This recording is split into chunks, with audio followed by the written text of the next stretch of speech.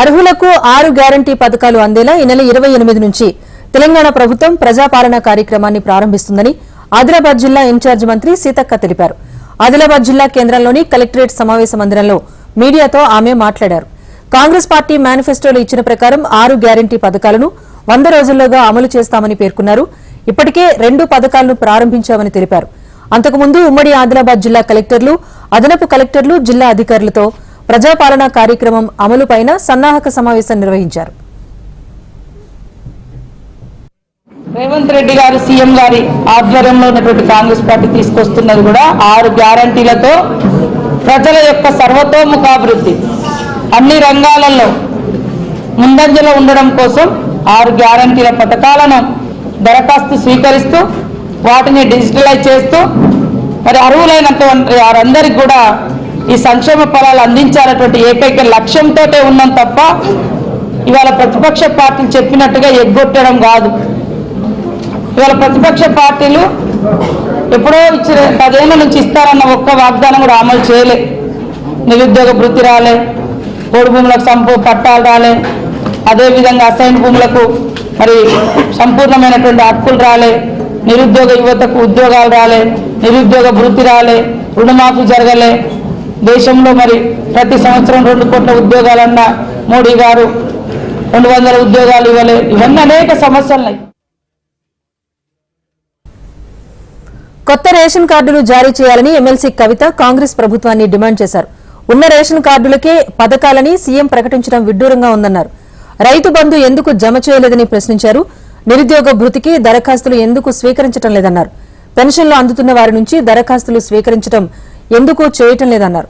ఇక పెన్షన్లు తీసుకుంటున్న 44 లక్షల మందికి జనవరి 1 నుంచి 4,000 రూపాయలకు పెంచి ఇవ్వాలని కవిత డిమాండ్ చేశారు. 200 యూనిట్ల లోపు కరెంటు బిల్లు కట్టకండి అంటూ కవిత పిలుపునిచ్చారు.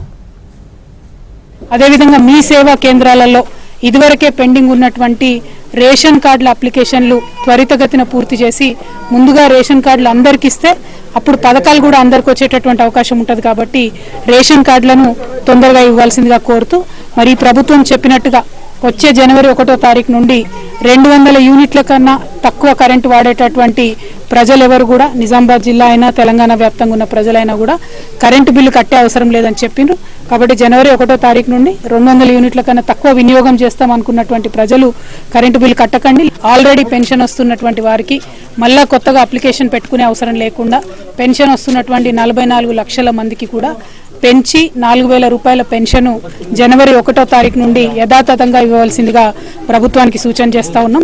ఇదివరకే ప్రతి గ్రామంలో దాదాపుగా ఉన్నటువంటి మీ సేవా కేంద్రాలలో ఈ వివరాలన్నీ కూడా ఉన్నాయి. కాబట్టి పెండింగ్ అప్లికేషన్ల వివరాలు ఉన్నాయి, ఆల్రెడీ పథకాలు వచ్చేటటువంటి వాళ్ళ వివరాలు కూడా ఉన్నాయి. కాబట్టి వాటిని తీసుకొని తక్షణమే చేసుకోవాల్సిందిగా పెంచినటువంటి పెన్షన్ 1వ తారీఖు నుండి ఇవ్వాల్సిందిగా ప్రభుత్వానికి మేము సూచన చేస్తా ఉన్నాం.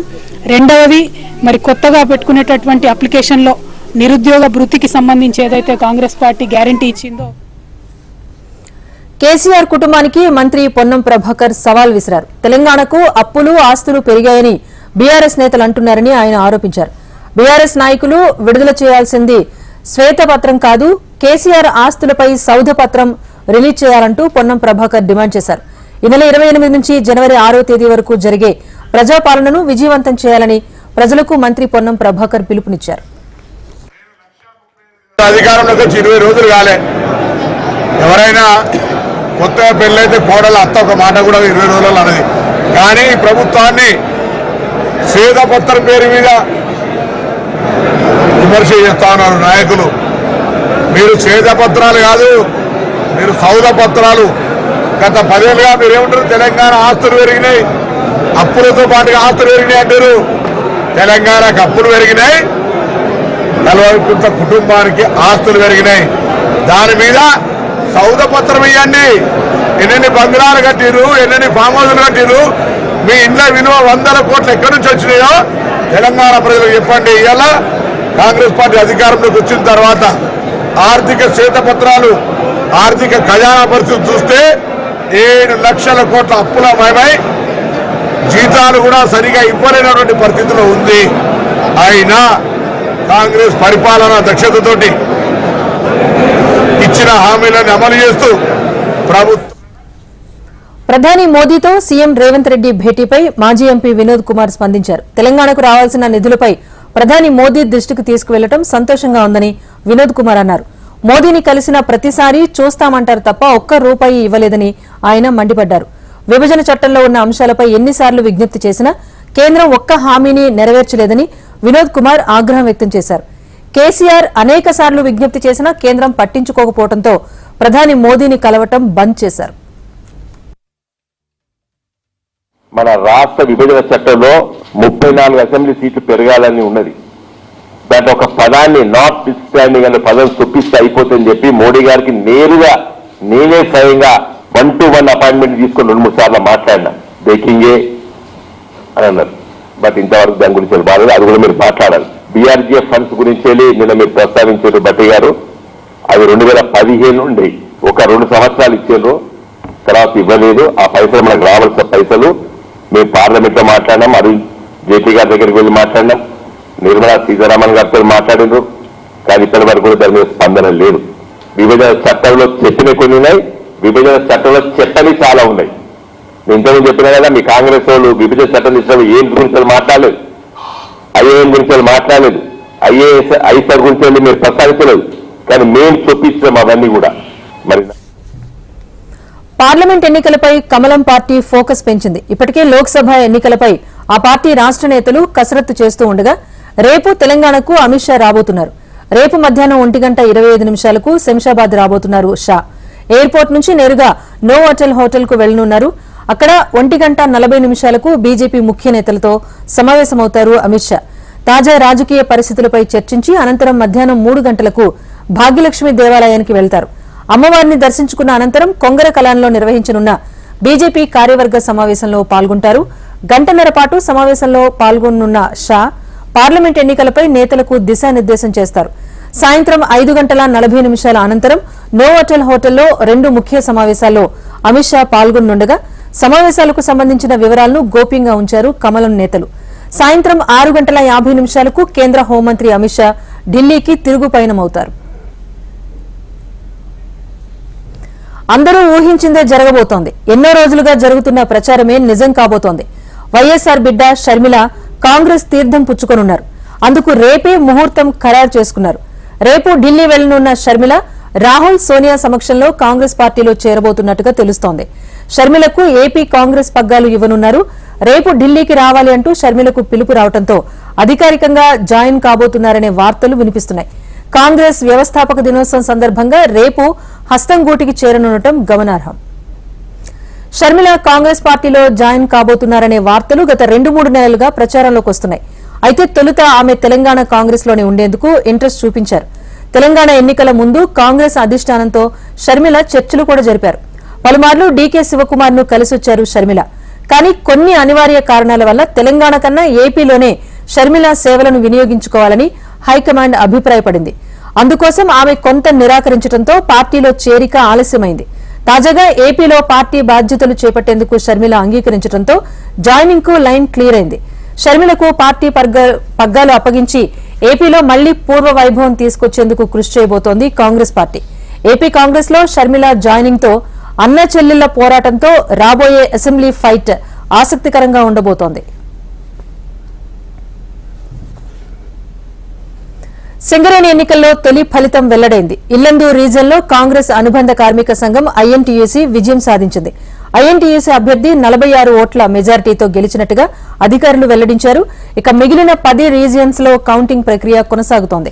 ఎన్నికల్లో 94% పైగా పోలింగ్ నమోదు కాగా 13 కార్మిక సంఘాలు బరిలో నిలిచాయి.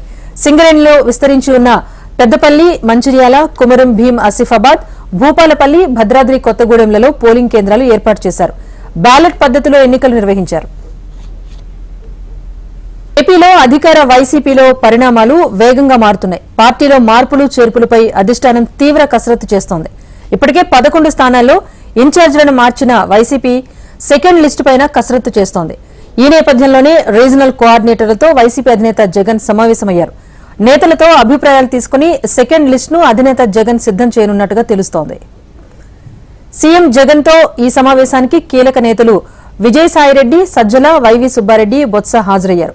ఇవాళ పలువురు మంత్రులు, ఎమ్మెల్యేలకు సీఎంఓ నుంచి పిలుపు రాగా నేతలంతా తాడేపల్లి క్యాంప్ ఆఫీస్ కు క్యూ కట్టారు.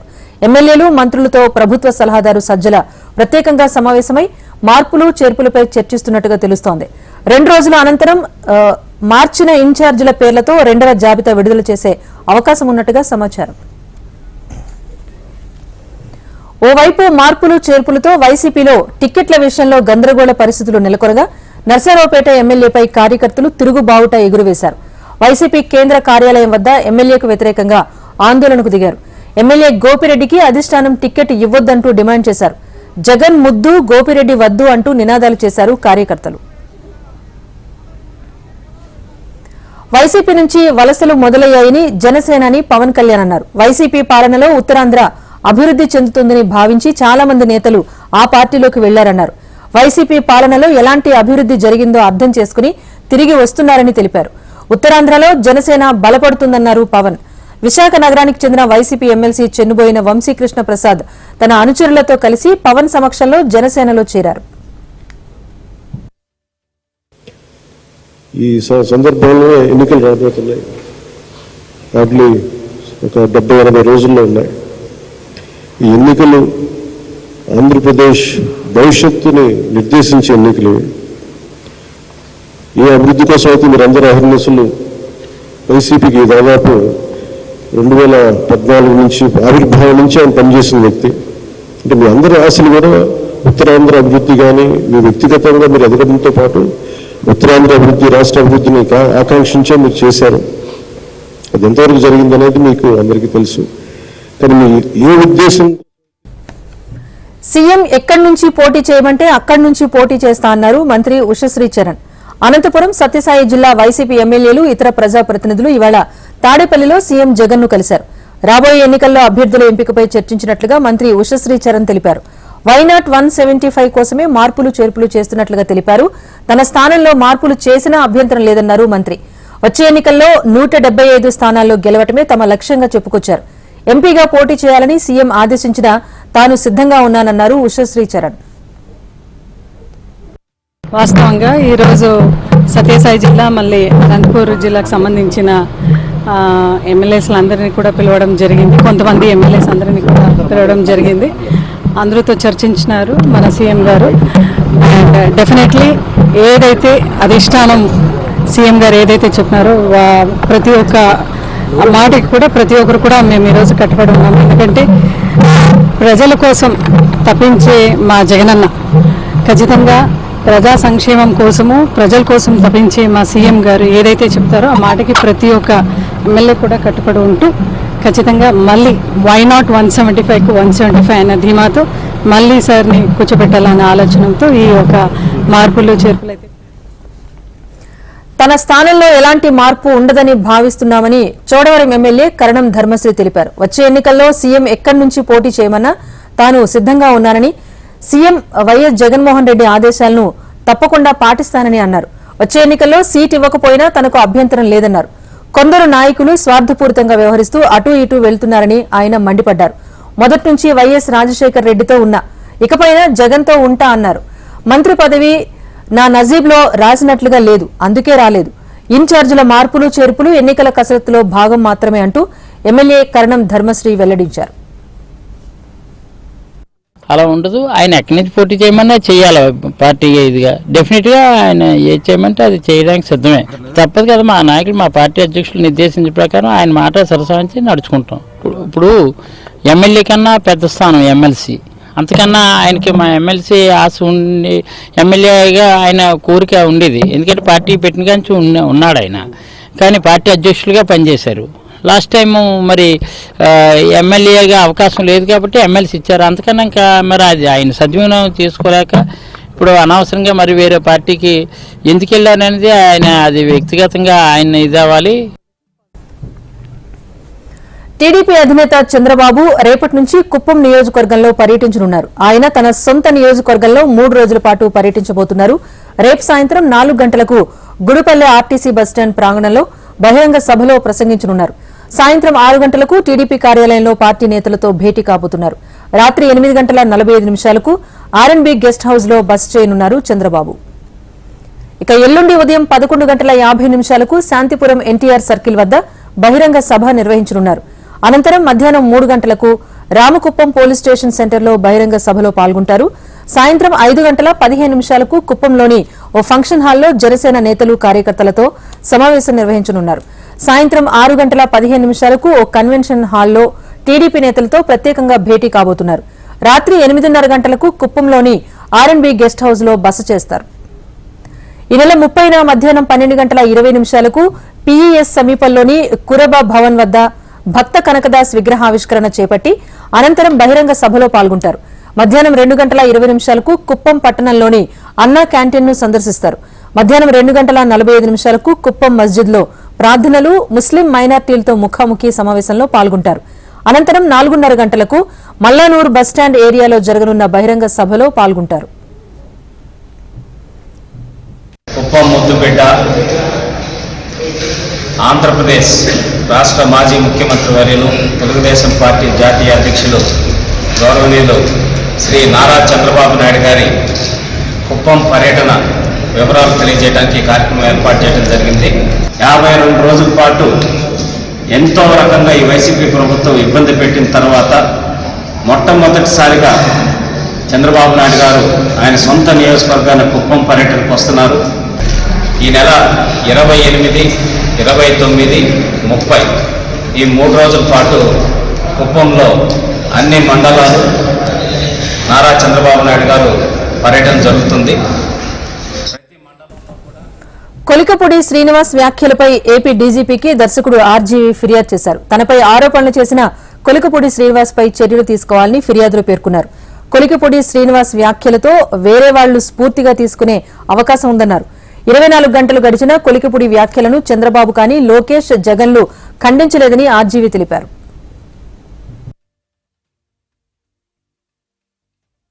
టీడీపీకి సంబంధించిన ఒక మనిషి గిలికపూడి శ్రీనివాసరావు ఉన్న అతని పేరు.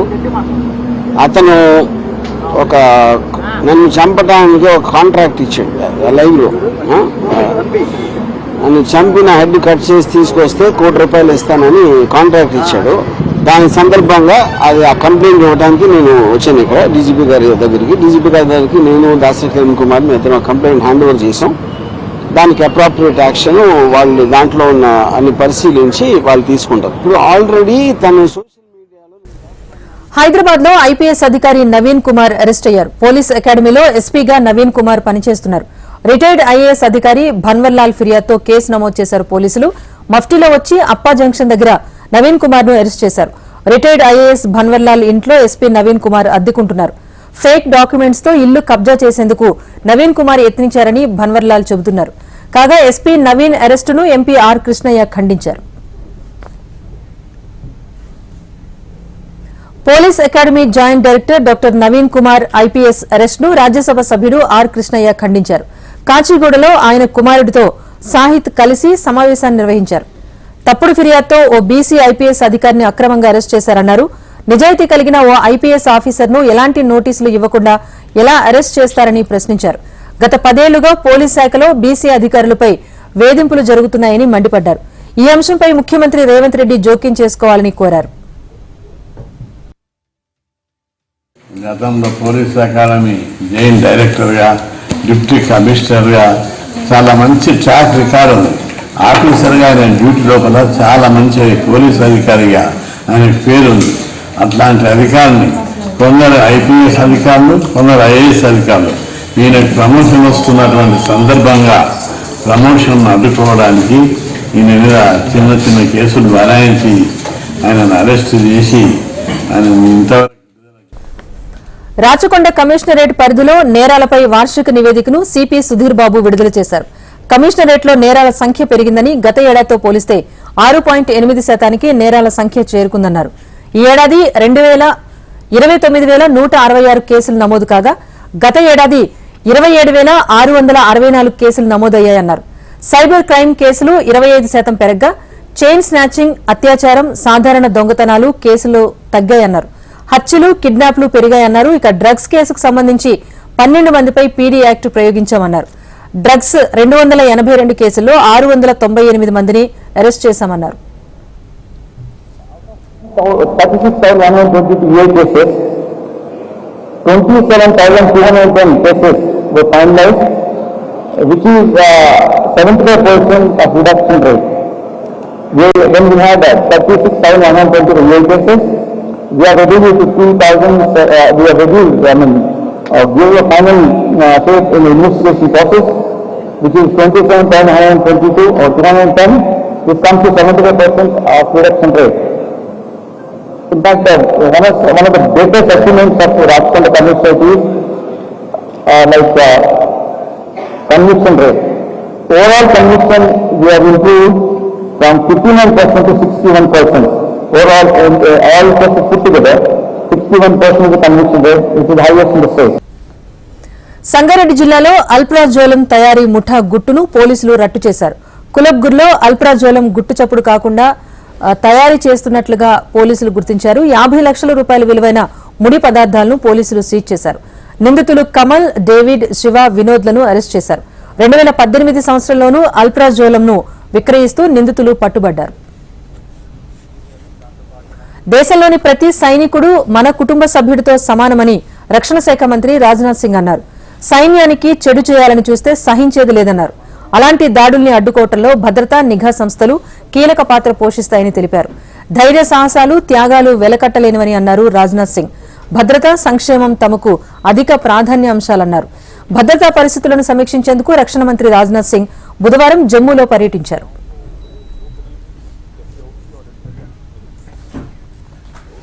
రాహుల్ గాంధీ మరో యాత్రకు సిద్దమయ్యారు. కాంగ్రెస్ భారత్ న్యాయ యాత్ర పేరుతో యాత్ర చేపట్టబోతున్నారు.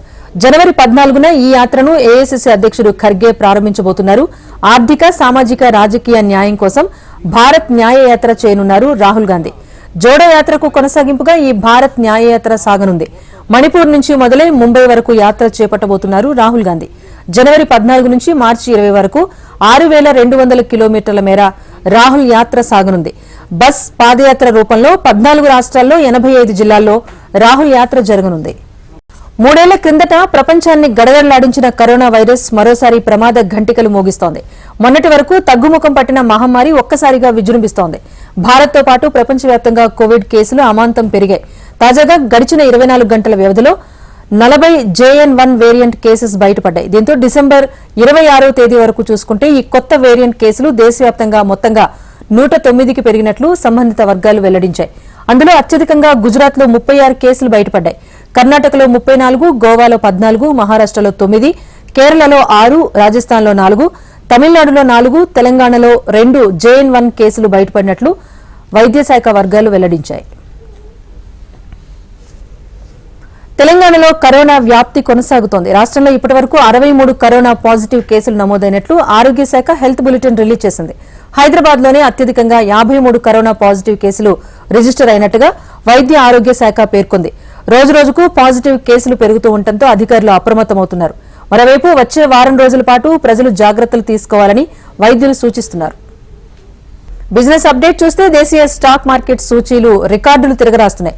తాజాగా సరికొత్త జీవనకాల గరిష్టాలను నమోదు చేశాయి. సెన్సెక్స్ తొలిసారి 72,000 మార్కు ఎగువన ముగియగా నిఫ్టీ 21,650 మార్కు దాటేసింది. అంతర్జాతీయ మార్కెట్ల నుంచి సానుకూల సంకేతాలు ఆటో, బ్యాంకింగ్, మెటల్ స్టాక్స్ లో కొనుగోళ్లు మార్కెట్లకు కలిసొచ్చాయి. HDFC bank, Infosys, LNT, ICICI bank షేర్లు ముందుండి నడిపించిన వేళ వరుసగా 4గో రోజు సూచీలు లాభపడ్డాయి. సెన్సెక్స్ 71,492 పాయింట్ల వద్ద బుధవారం ఉదయం లాభాల్లో ప్రారంభమైంది. ఉదయమంతా మోస్తరు లాభాల్లో కదలాడిన సూచీ ఆఖరిలో కొనుగోళ్ల మద్దతుతో భారీగా పుంజుకుంది. ఒక దశలో 72,119 పాయింట్ల వద్ద గరిష్టాలకు చేరిన సూచీ చివరికి 701 పాయింట్ల లాభంతో 72,038 పాయింట్ల వద్ద ముగిసింది. అటు నిఫ్టీ సైతం 213 పాయింట్ల లాభంతో 21,654 పాయింట్ల వద్ద స్థిరపడింది. డాలర్తో రూపాయి మారకం విలువ 83 రూపాయల 35 పైసలుగా ఉంది.